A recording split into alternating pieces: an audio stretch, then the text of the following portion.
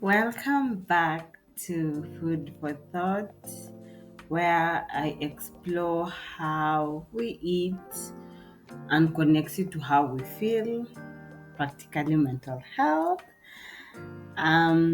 emotional, physical. My name is Charity Wanyonyi. I'm a certified nutritionist. I'm a mental health advocate, and I'm the founder of Charity Safe Haven, a space where you can get everything to feel safe. Let me say that. And today we're tackling something that most of us have experienced but rarely unpack, and that is emotional eating. So we're going to look at the relationship between emotional eating and mental health, and we're going to understand why we turn to food for comfort and how to heal the pattern.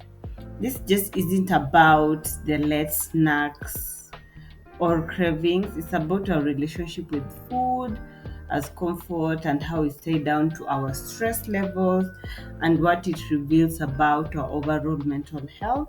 So grab your notebook, a cup of tea, a sip of water, mi na jerikani yangu. Let's have a real conversation, one that blends science and self-awareness and overall compassion. You know, I'm all about compassion. So please stay tuned, stay till the end. I'll try my best not to make this episode long. So don't forget to subscribe to this YouTube channel. Go to the playlist available, Food for Comfort.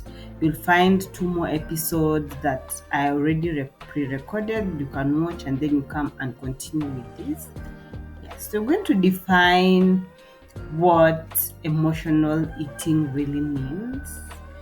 It's eating not because we are hungry, but because you're feeling something. You can't name an emotion, but I was told to always name your emotion. Maybe stress, sadness, boredom, or sometimes even celebration. You just find yourself eating. Food becomes a way to cope or to fill an emotional gap, and you know what? For me, that is human sometimes because I emotionally eat at a point in my monthly cycle. We have moments where food feels like the easiest comfort. The goal isn't to judge ourselves throughout this episode, it's just to understand why. Why do I reach out for that food when I'm feeling sad instead of talking about how I'm feeling? Why am I masking that feeling of crying by eating a box of pizza or cooking myself fries, just to create awareness, because that is the first step towards change. So we're going to look at why it happens. Science tells us that emotional eating is deeply connected to our brain's reward system. So if you've been following me through this series, you know what that means. When we eat, especially sugary or fatty foods, our brain releases dopamine, and it's the feel good hormone. I told you guys this dopamine, this serotonin, and all that. So, dopamine is the feel good hormone. So, when you eat sugary stuff, fatty, I don't know, we crave those. Your brain releases that feel good hormone, and then over time, our brain, if you continue to emotionally eat, our brain learns that stress plus food equals relief. So whenever you're anxious, you reach out for that food. Whenever you feel lonely or you're tired, you reach out for that food. And it sends us that message again. It leaned into a comfort loop, and recognizing it is the first step of breaking it. So there's that loop that when you're sad, we're going to look at that later on, the loop, so I don't talk more about it. But I feel like chronic stress and fatigue, they lower the self-control. And if you like emotional coping tools, you're going to just continue filling that gap with food. So we're going to look at some of the common triggers that I'm aware of and I go through. Um, for me, overall, emotional eating often appears during moments of vulnerability, like when you're feeling um, stress from work or school, loneliness or lack of connection. You've been trying to find that person and you've not, so you find yourself late into the night feeling lonely. You reach out for that food. Fatigue or lack of rest, or you're just exhausted from constant self-criticism. I had a podcast where I was talking about these self-care tools, and I gave you tips on how to avoid self-criticism and perfectionism. Sometimes can trigger us reaching for that food. Major life changes or certainty can sometimes make us feel like we're losing control. And when you lose control and you feel like you don't have everything like the way you want it, you will reach out for that food. So major life changes, uncertainty, all those things can lead to some of the emotional triggers, and this I can say from my own experience. Yeah, so don't worry if you go through some days you just feel like you want food. Just know there's some triggers that push you to reaching for that food. So we're going to look at signs. It might be emotional eating and not just physical hunger. We're going to look at the difference in the next slide. So with emotional eating, you crave specific foods suddenly. Like for me, it's chips. You eat past your fullness, or sometimes you mindlessly eat without awareness. That's why we always tell you guys to practice mindful eating. Be aware of your fullness and your hunger cues. Feeling guilty or shame afterwards, especially after a binge episode, umekula yako yote, and then after that you start feeling guilty or you hide because you've eaten too much.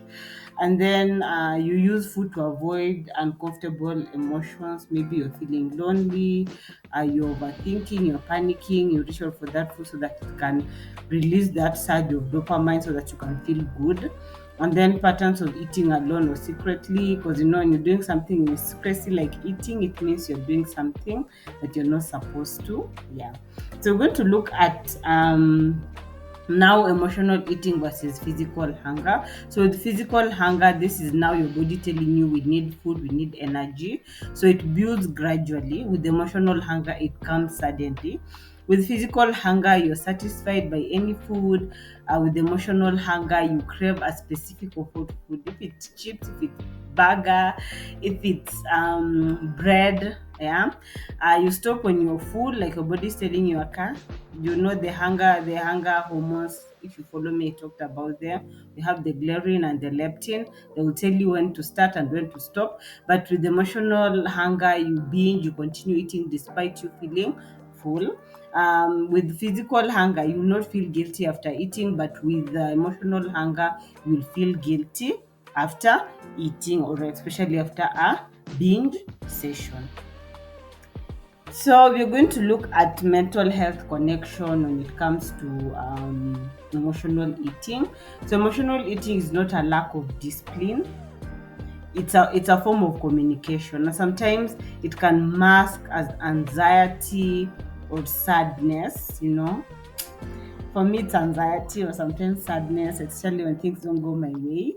And this will lead to a cycle. You feel stressed. You reach out for that comfort food. A surge of dopamine is released. You feel good for a short period, and then after that, you feel guilty. And then you feel more stress. And when you feel more stress, we want to look at this relationship between stress and emotional eating later. You end up reaching for that food, and then it continues in a cycle or the loop I was talking about in the beginning. And it's often linked to depression or just low self-esteem. Yeah, so people who are easily depressed or at risk of depression or have a high level of low self-esteem, yeah, I know ni kizungumkuti hapo, you will often reach out for that comfort food.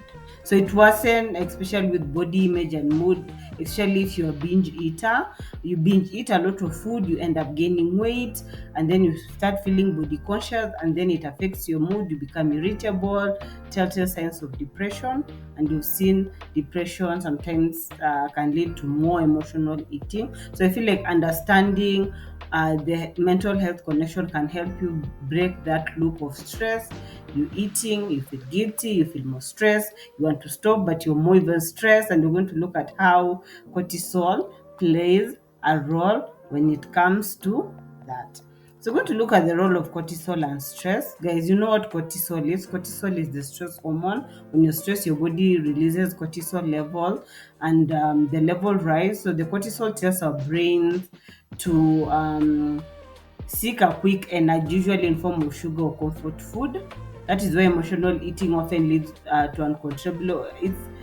It's biological. It's not that you're failed, like, you know.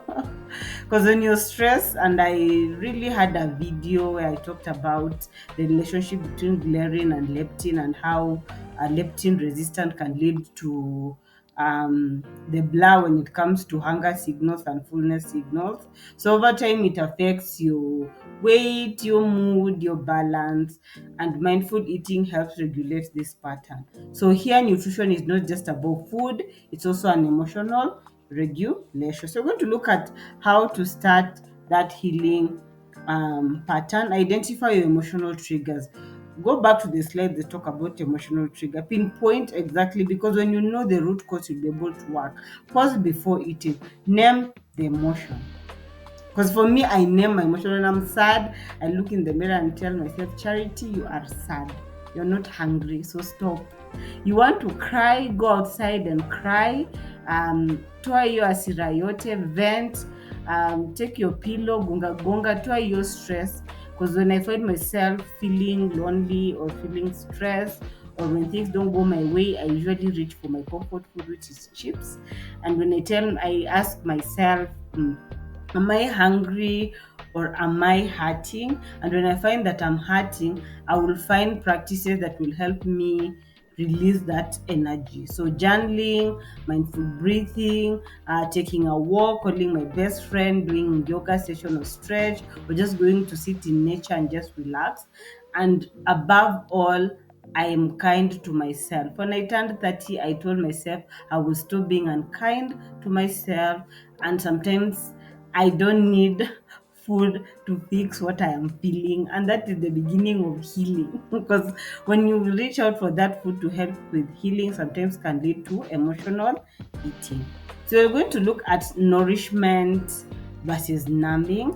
And when it comes to nourishment, it's very intentional. Numbing is automatic. You know, when you numb, sometimes you just do things, and then unashtuka ulifanya hii saa ngapi, you are numb, you didn't even know you're doing. Yeah. So when we nourish ourselves, we eat with presence, we enjoy, we taste when we're full, we numb, we disconnect. Have you ever eaten na uju na kula chakula imekuwa baridi and all that? So emotional eating becomes healthier when we bring presence back to it. So ask yourself, what do I truly need right now? Is it food? Is it comfort? Is it what? Ask yourself what you need right now, because you'll know how to differentiate between physical hunger and emotional hunger. So if you ask yourself what I really need right now, maybe it's just a hug. Go find a hug. You just want to journal, take your notebook or your journal and journal. Just write it out, because I feel like healing isn't about restriction, it's about awareness, and small awareness moments, they often create big changes. So how does nutrition practices play a role in emotional eating, mental health, and all that?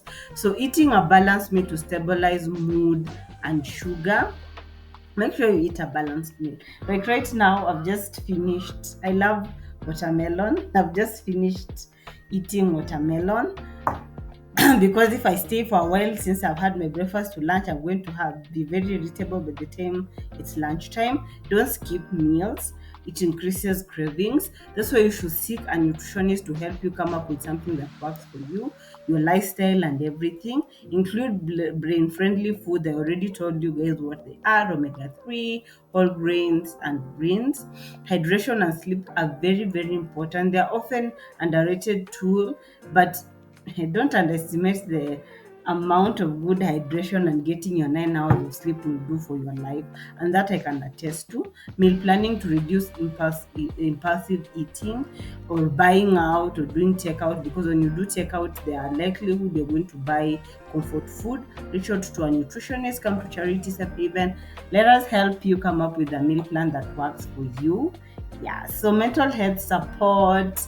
If you feel like the emotional eating is becoming frequent or is starting to interfere with your quality of life, it's okay to seek help. Look for a therapist. Do go to therapy session, uncover the emotional roots of the emotional trigger.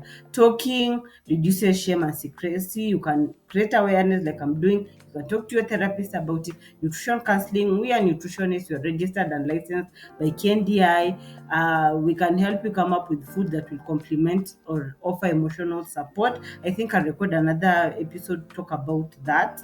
Also, support groups. I had thought about starting a support group, but starting a group is quite hectic. You don't have to go through this alone. So this is just a real talk. For me, emotional eating used to show up when I felt very stressed, very overwhelmed or uncertain about my future, or if I've done something and I'm eagerly waiting for it. That panic attack led me to emotional eating. And I've learned it's not a weakness, because I used to beat myself up. You can easily develop eating disorder if you're not really careful. And I felt like it's my body's way of communicating. And once I started listening to my body, I began my healing journey. Like when I feel sad, I say I'm sad. When I'm feeling panicky, I say you're panicking. Don't reach out for that food. You're just panicking. Relax, drink water. Yes. So the key takeaway message from this episode is that emotional eating isn't about food, it's about sometimes the unmet needs, awareness versus punishment. No, you're not punishing yourself, you're creating awareness, and be aware of your body and your emotional triggers. Nourishment reduces nourish includes your mind and not just your plate. Healing starts with one small mindful choice. So remember that. And as we wind up the episode, I want you to continue tuning in to my Food for Thought playlist. I will link it in the description. Share your story in the comment section. Have you ever experienced emotional eating? When does it come? What are some of your? Let's build this community. Let's make it vibrant. And don't forget to subscribe so that when I release another episode, you'll be able to learn more and know how to connect nutrition and mental health. Don't forget to subscribe, follow me across all my social media platforms, and visit us in the next episode. Bye.